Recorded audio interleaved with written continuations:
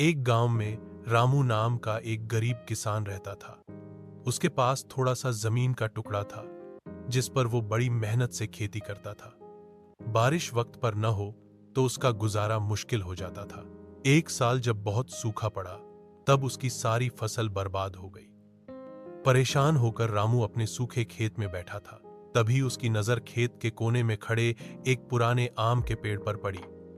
वो पेड़ बचपन से वहीं था, पर अब तो उसमें आम भी नहीं लगते थे।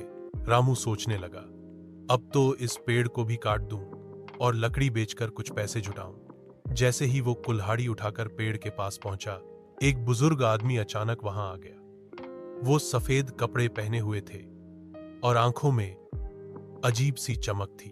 बुजुर्ग बोले, बेटा, इस पेड़ को मत काटो। यह आम का पेड़ बहुत खास है।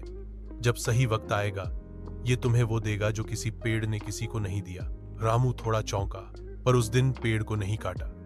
अगले कुछ हफ्तों में बारिश हो गई और रामू ने किसी तरह फिर से खेत में बीज बो दिए। कुछ समय बाद उसने देखा कि वही पुराना आम का पेड़ फूलों से भर गया है और फिर ऐसे मीठे आम उसमें लगे जो पूरे गांव में कभी किसी ने नहीं चखे थे। गांव के लोग आम लेने आने लगे। कोई पैसे देता, कोई अनाज और कोई मदद। कुछ ही महीनों में रामू का घर खुशहाली से भर गया। रामू को फिर कभी उस पेड़ को काटने का ख्याल नहीं आया। आखिर में वो समझ गया, कुछ पेड़ फल तभी देते हैं जब इंसान में सब्र और भरोसा होता है।